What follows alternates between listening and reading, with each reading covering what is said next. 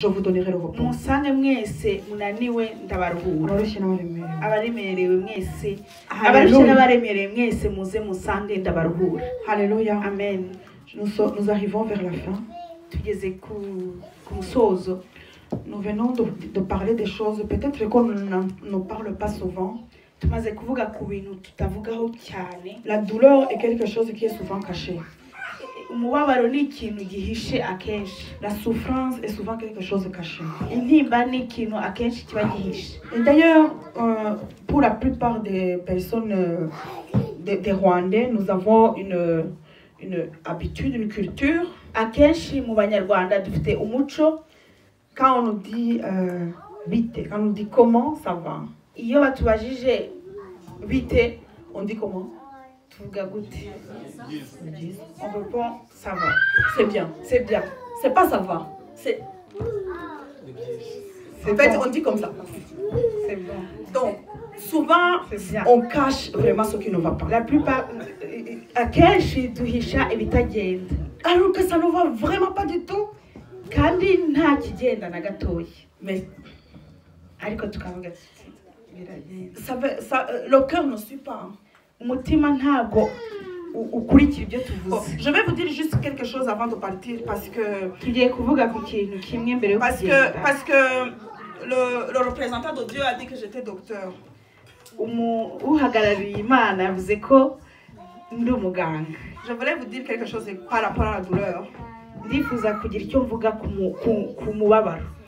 Il y a un verset, hari ijambo, umurongo. Il y a un verset que j'aimerais dire ici qui dit que la douleur peut amener la maladie. Ko umurongo uvuga yuko umubabaro ushobora kuzana indwara. Vous savez ça? Ibyo twari tubizi. Kubabara cyane. Souffrir beaucoup peut amener la maladie. Tout ce qu'on appelle la dépression. Icyo twita agahinda. Agahinda gasaza. On dit souvent que c'est en Belgique, que c'est en Europe qu'il y a la dépression. Mais c'est pas tout sur terre.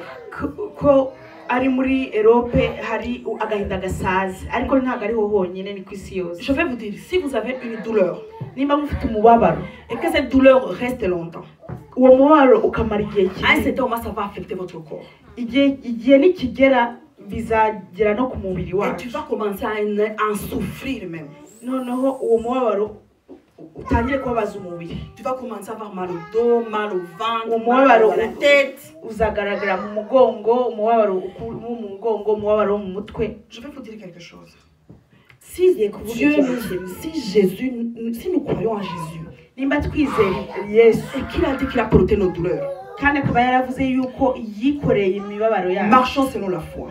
Tugendere mu kwizera. Tu as mal, urababaye, prie, senga, donne tout ça à Jésus.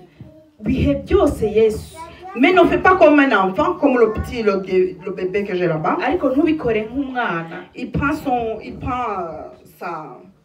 tute, parce que c'est ça qu'il aime bien. Il vient, il me le donne. Akakama. Et puis après, il va encore reprendre. Kandi yarangiza akongera akagafata. Pourquoi tu prends tes douleurs, tes problèmes, tu vas donner à Jésus? Kubera iki uhereza imibabaro n'ibibazo byawe Yesu? Et quand tu as fini de prier, tu le reprends. Warangiza gusenga ukabifata. Ça sert à rien. Ntacyo bimaze. Il faut nous décharger. Amen. C'est ce que Jésus a dit. Venez tous ceux qui est fatigué, chargés. Je vous donnerai de repos. Kuko yaravuze ngo abarushye n'abaremerewe ngo muze ndabaruhure. Alors l'exercice à faire ce soir, comme ça j'ai terminé. Icyo gukora uyu mugoroba mbere ko turangiza. Imagine tes inimba là. Ongera urebe izo ntimba, tes souffrances, et dépose une fois pour toutes à Jésus. Ubyikoreze Yesu. Amen. Dépose ça une fois pour toutes. Ubyikoreze Yesu iyishuro imwe. Amen. Ne va pas demain chercher encore. Ntusubire nanone ejo. Parce que Satan, ce qu'il va faire. Kuko Satan nibyo azakora. Dieu t'a délivré. Azaza seka ngo Yesu yaragukijije. Dieu t'a délivré, tu n'as plus mal. Yesu yaragukijije nta kukibabara. Tu souffrais vraiment. ariko nibyo warababaraga Et d'ailleurs, c'était vrai, vraiment, tu souffrais. ariko kandi nibyo warababaraga Les gens là, ils t'ont fait du mal. Hein. bari abantu barakubabaje Tu te rends compte, ils t'ont vraiment fait du mal. Hein. urabibona ariko bakubabaje Satan va ramener encore tes douleurs. satani azongera kugarurire ya mibabaro Alors que tu as déjà déposé à Dieu. kandi waramaze kuyiha Yesu Dépose tout. bimukoreze byose Sur tous les plans. ku mpande zose Même spirituel, si tu as des problèmes spirituels. niba ufite ibibazo byo mu buryo Peut-être que tu n'as pas été assez saint. ahari ntabwo wakiranutse bikwiriye Tu as peut-être fait des péchés. ahari wakoze ibyaha byinshi Dépose tes péchés auprès de Jésus. byose Mais ton main ne retourne pas en disant oui, mais je suis pécheur. Alors ariko que tu ejo t'es ntugaruke ngo repenti. umunyabyaha kandi warihari Si tu as des problèmes au niveau relationnel, niba ufite ibibazo mu buryo bwo kubana n'abandi au lieu d'aller expliquer tout au psychologue, à tout le monde, vous savez, aho kugira ngo ugende ubwira abaganga ngo uriya muntu yarampemukiye va dire à Dieu. Va dire à Dieu. va dire à Dieu Au lieu de commencer à dire oui, tel a fait ça, tel a fait ça, tel a fait ça, dépose aho auprès de gutangira Jésus. uvuga ngo yaragize gutya uyu yagize gutya byose bihe Yesu Amen. amen Et la dernière chose, si tu as des problèmes aussi sur le plan Icyaha de la vie, nimba ufite ikibazo mu buryo bw'ubuzima tu n'as pas de logement, tu n'as pas de, ufite aho kuba tu n'as pas d'argent, tu as des nta problèmes, faranga ufite ça sert à rien nta de toujours kintu penser bimaze à ça. guhora ubitekereza Chaque jour, donne ça à Dieu. buri munsi bihe Yesu bikoreze Et Yesu Dieu a porté ça sur, Jésus a porté ça sur la croix. kandi Yesu yarabyikoreye ku musaraba Vous savez le dernier mot que Jésus a dit sur la croix? ijambo rya nyuma Yesu yavuze ku musaraba Il a dit quoi? yavuze iki Tout est accompli. byose birarangiye Amen. Amen. Tout est quoi? byose birarangiye Accompli. Le job de Satan, c'est de nous dire que ce n'est pas accompli. ni ukutubwira ko byose bitarangiye Mais tout est ariko accompli. byose byararangiye Je vous souhaite d'être vraiment équilibré. Sur les trois prières. guhagarara mwese Mwemye. mwemye Amen. Mushikamye. mushikamye Amen. Ça va venir. Le français, ça va venir. Moi aussi, le chien, ça va venir. Moi aussi, le français, ça vient. Amen. Et surtout, vous vous rendez compte, je suis en France quand même. igifaransa kizaza Amen. kandi murebye On est en France et Dieu a déjà fait. Donc, tout est accompli. Merci. J'aimerais que le représentant de Dieu vienne ici. Comme ça, on va. uhagarariye Imana aza Vous êtes tous représentants de Dieu parce que j'ai parlé au pasteur, il m'a regardé comme ça. Alors, je change d'appellation. twese duhagarariye Imana Je suis dans la joie de vous voir vraiment Strasbourg. Nous vous aimons beaucoup. Namur, c'est un peu loin, mais c'est pas très loin. Vous pouvez venir aussi. Hein. Namur ni kure ariko Donc, je vous kure invite. mushobora kuza namwe turabatumiye Que Dieu vous bénisse. Que Dieu vous bénisse. Amen. Qu'est-ce qu'on peut dire? Que Dieu vous bénisse aussi abondamment. Vraiment. Et vous nous avez touchés. Donc vous avez touché nos cœurs. Alléluia. Que Dieu vous bénisse. Soyez toujours équilibrés dans votre prière. Amen. Mais quand même, opération de présentation de Dieu, pasteur.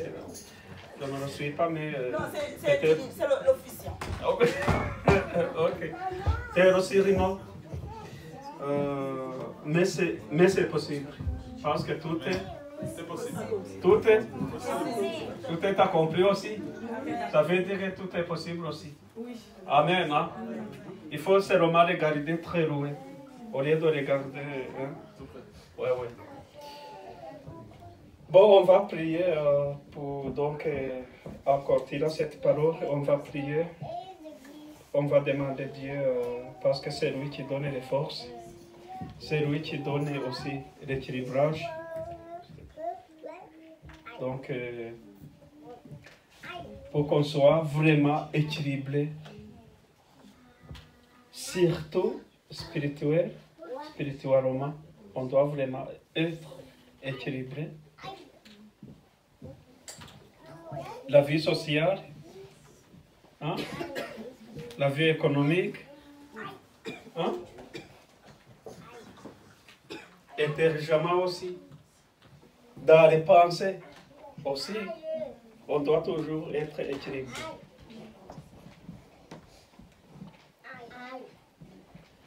Parce que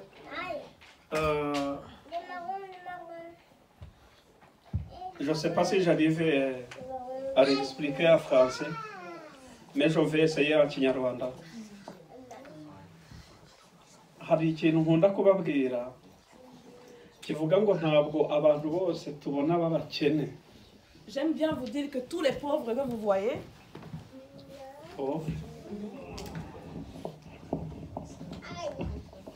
ntabwo abakize babarusha igihe. Twese dufite amasaha 24. les riches n'ont pas plus de temps que les pauvres. Nous avons tous 24 heures. Ahubwo rimwe na rimwe ntabwo nubwo bakennye ku buryo bufatika mu buzima. Mais souvent les pauvres qui sont pauvres de manière visible. Ariko ubukene bwa mbere bukomeye nubwo mu bitekerezo. Mais la pauvreté qui est la pire pauvreté, c'est celle des pensées. Niyo mpamvu tugomba no kwaguka mu mitekerereze yacu. Raison pour laquelle nous devons extendre aussi nos pensées. Hariho isengesho nkunda gusenga rivuga ngo Mana wagure imitekerereze yawe. J'aime prier en disant Seigneur, fais que mes pensées soient kubera ko étendues. Aho ibitekerezo byanjye bigarukira niho nzagera. Parce que là où arriveraient mes pensées, mes idées, c'est là où je vais arriver. Donc iyo ujya kubaka inzu abanza ugakora schema mu bitekerezo ukajya uyimagine. Avant de construire une maison, tu fais un schéma, tu imagines un schéma dans la tête.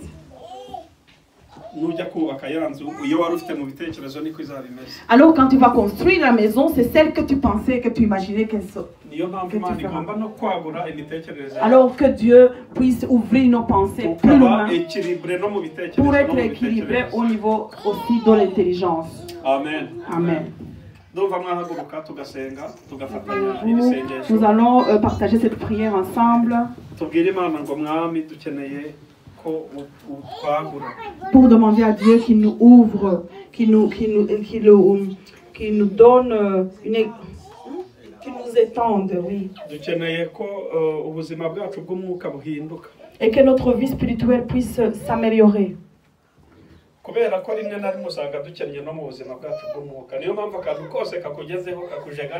Et souvent nous sommes très pauvres aussi spirituellement. C'est pour ça tout ce qui t'arrive, même une petite chose, peut t'ébranler. Et alors s'il y a d'autres problèmes dans d'autres piliers, ça attaque directement notre vie spirituelle. Mais quand tu es très fort spirituellement, même quand les autres choses sont là, tu peux supporter. Mais si ta vie spirituelle a des problèmes, ça t'enlève même où tu étais. Que Dieu nous aide et nous fortifie.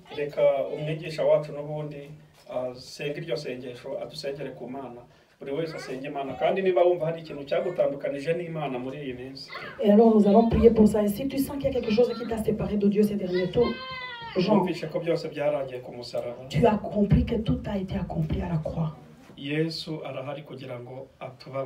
Jésus est là pour te pardonner. Amen. Amen. Alléluia.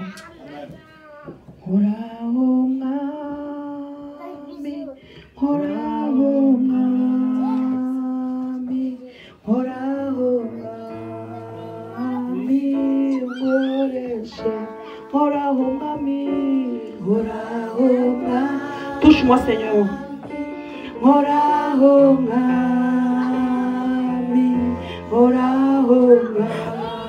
Demande à Jésus de te toucher.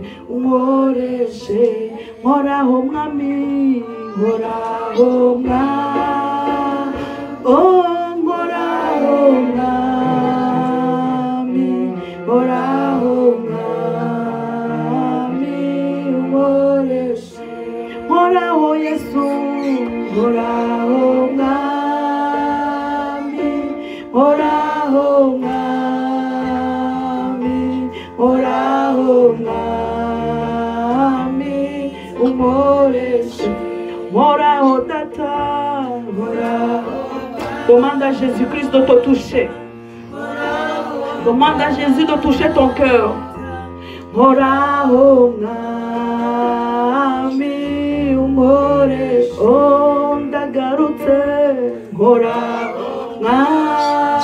Alléluia,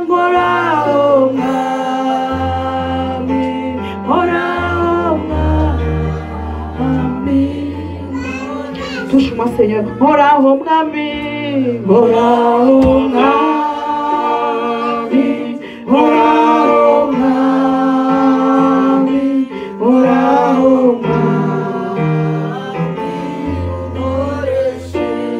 Seigneur Jésus, nous avons compris que tu as tout planifié pour nous, Seigneur. Tu savais que nous rencontrerons des souffrances. Tu savais que nous allions souffrir sur terre, Seigneur, parce que tu sais que ce monde est passager, Seigneur. Tu sais que ce monde a rencontré l'ennemi et que nous aurons des afflictions sur cette terre, Seigneur. Mais tu nous as dit que tu as vaincu le monde. Que tu as vaincu le monde. C'est pour ça, Seigneur, nous venons pour que tu nous touches. Nous avons pris cet après-midi pour venir dans ta maison, Seigneur, mais touche-nous, Seigneur, touche-nous. Nous voulons que notre relation personnelle avec toi soit rétablie au nom de Jésus. Je prie pour rétablir toute relation personnelle de chaque personne ici présente, Seigneur, entre toi et lui. Seigneur, il y a beaucoup de choses qui ont coupé ces relations. Peut-être des problèmes, peut-être des difficultés, des souffrances et des douleurs. Ça a coupé la relation entre toi et tes enfants, Seigneur. Mais que ce soir, cette relation puisse se rétablir. Au nom de Jésus-Christ, touche le cœur de chacun, Seigneur. Touche tes enfants, Seigneur. Touche la souffrance de tes enfants. Touche, Seigneur, la douleur où chacun a mal, où chacun souffre, Seigneur. Et que ça puisse être un obstacle entre toi et lui, Seigneur. Nous prions pour que tu touches. Nous nous souvenons sur la croix. Tu as dit, Seigneur, que tu as porté nos souffrances, que tu as porté nos douleurs et que le châtiment qui nous donnait la paix était sur toi, Seigneur. Je prie pour la paix, pour chacun ici présent. Donne-nous la paix dans ce pays, dans ces pays ou dans ce monde où on vit dans l'incertitude, où on vit dans la peur, où on vit dans le stress. Mais nous voulons, Seigneur, que tu nous donnes la paix. Donne-nous la paix dans nos maisons, dans nos cœurs. Donne-nous la paix où nous travaillons partout, Seigneur. N'importe quoi qu'on peut traverser, donne-nous la paix. Que ta paix, Jésus, soit avec nous, pour que nous puissions la communiquer aux autres, Seigneur. Oh, alléluia. Je prie pour ton église, Seigneur. Je prie pour tes enfants qui sont venus, Seigneur, pour écouter ta parole. Ils sont venus, Seigneur, pour te célébrer. Touche chaque cœur, Seigneur. Touche chaque cœur, Seigneur, parce que c'est toi qui sont venus chercher. C'est ta garantie qu'ils sont venus chercher. C'est ton assurance qu'ils sont venus chercher. C'est auprès de ton amour qu'ils sont venus, Seigneur. C'est pourquoi je prie pour que tu touches chaque personne, Papa. Oh, alléluia, alléluia, alléluia. Touche chaque personne, Seigneur. Touche les jeunes qui sont ici présents. C'est eux, Seigneur, qui vont propager l'évangile. C'est eux, Seigneur, qui ont besoin d'amour. Ils ont besoin de connaître ton amour. Ils ont besoin de connaître ton amour, Seigneur. Touche-les, Seigneur. Touche les jeunes, touche les mamans, Seigneur, ici présents, qui sont venus avec beaucoup de soucis, beaucoup de problèmes, beaucoup de tracas de ce monde. Mais je prie pour les mamans ici dans cette église. Touche-les, Seigneur. Pour qu'elles puissent être comme les Marie Magdala. Pour qu'elles puissent être, Seigneur, comme ces mamans qui se sont levées pour te parler de toi, pour parler de ton amour, de comment tu les as guéris, Seigneur, pour témoigner de ton amour, Seigneur. Touche les papas dans cette église, Seigneur, qui puissent, Seigneur, venir vers toi pour que tu puisses toucher tous leurs problèmes et qu'ils se sentent rassurés, Seigneur, d'être dans ta présence. Je prie pour ton œuvre ici à Strasbourg. Seigneur, touche des hommes et des femmes. Nous prions pour tous ceux qui habitent Strasbourg, Seigneur. Si tu nous as dit que là où nous allons fouler nos pieds, ta main, tu vas nous suivre et que tu vas nous donner ça. Et spirituellement, nous prions pour Strasbourg. Au nom puissant de Jésus, Seigneur, comme ton église est ici, touche les gens de Strasbourg, touche les habitants de Strasbourg, tous ceux qui ne te connaissent pas, Seigneur. Je sais que tu vas faire ta part. Donne-nous aussi la puissance de faire notre part pour que Strasbourg soit touché, Seigneur. Merci parce que tu écoutes nos prières. C'est au nom de Jésus que nous avons prié. Amen.